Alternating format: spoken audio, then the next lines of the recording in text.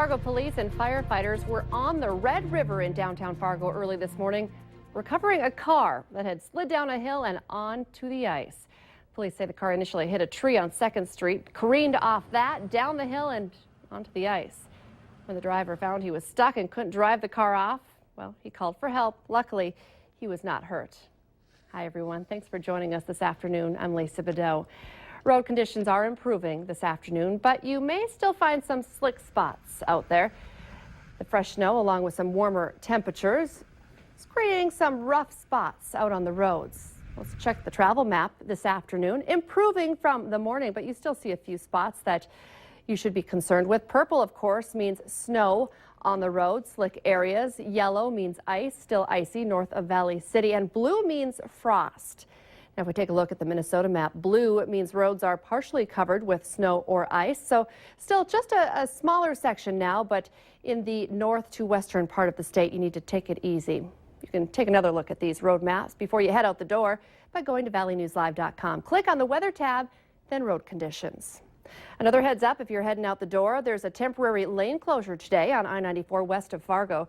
Traffic will be reduced to one lane in the east and westbound lanes about 1 mile west of the Mapleton interchange. The overhead power line work is expected to take just about a day.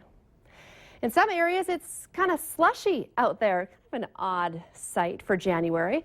Let's check in with meteorologist Mick Kerr. Yeah, the other day when I said the worst is over, or worst maybe behind us for January, what I meant is that colder temperatures. And the price we pay for the mild is, yes, a little bit of slush and some slippery roads.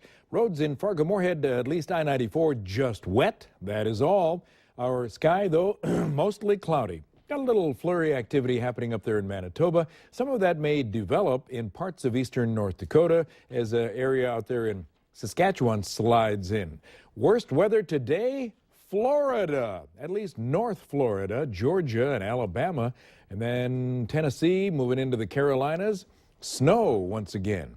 We have 7 to 14 mile an hour northwest winds. Gave us a little sunshine for a while this morning, but now we're sitting at the drier air coming in and slightly cooler. So we may have maxed out for the day, Lisa, at 31 Fargo and Jamestown, Gwinners and Wahpeton at 32, and looks like tomorrow will be more of the same. Nothing too terrible. Not too bad. I mean, I'm not complaining about the slush. It's just unusual. And you need windshield washer fluid under the hood. Lots of it. Kind of messy out there. Yeah, we'll be back in 10 minutes and talk about weekend. And there's a holiday on Monday, travel involved. So we'll talk about travel-affected weather Monday. Thank you, Mick.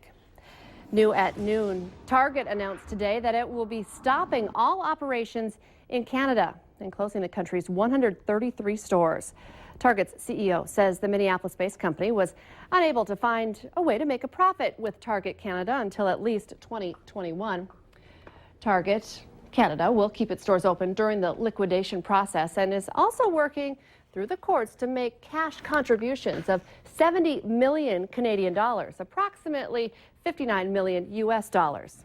That would give a minimum of 16 weeks of wages and benefits for employees not needed for the remainder of the closing period.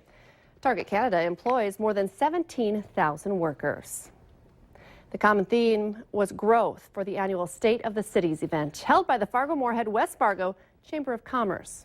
The event had about 600 members of the chamber gather to interact and hear from the mayors of Dilworth, Moorhead, Fargo, and West Fargo. The mayors kicked off the event with a tribute to former Fargo Mayor Dennis Wallaker. They offered insight on the future of their cities and answered questions from the audience. Tonight, Valley News Team's Ashley Bishop will tell us how the growth has affected Fargo police and their new approach to crime in the city. Traffic deaths in Minnesota dropped to a near record low for 2014. The Minnesota Department of Transportation announced that 356 people died in crashes on roads in the state last year. That's down from 387 in 2013. Pedestrian deaths also saw record lows with 17, half the total of 2013 and the lowest in 30 years. Officials say increased enforcement and a program called Toward Zero Deaths have been the driving force behind the low numbers across the state. The NAACP is calling for an independent investigation after a St. Paul police officer fatally shot an African-American man who police say was sending death threat text messages to a woman. Officers responded to the complaint early yesterday morning and were informed the suspect was known to carry a gun. The police chief says the man drove his vehicle at the officers. A gun was recovered at the scene, but it's not clear if it's connected to the shooting. Investigators say the driver of an SUV involved in a deadly crash in West Fargo was swerving in and out of traffic before it happened. Witnesses told police the person was driving erratically before the car crossed a median near Main Avenue and 5th Street East. The SUV was hit by at least one car. 3 cars in total were involved. 50-year-old Barampama Ida of West Fargo was killed in the crash. She was a passenger in the SUV. The driver, 53-year-old Wasa Elias, was seriously hurt. 4 other people in the other 2 cars were not hurt. If you're counting on your tax return money to pay off some bills, you may have to wait a little longer than normal. The IRS says if you file a paper federal tax return, be prepared to wait. The IRS says budget cuts at the agency means fewer people available to process paper claims. It warns of delays of at least 1 week. Budget cuts also mean fewer people will be available to take taxpayer questions over the phone. Remember to like Valley News Live on Facebook to follow the latest news, weather, and breaking news updates anytime on your feed. Just search Valley News Live, like our page, and you'll stay informed all day.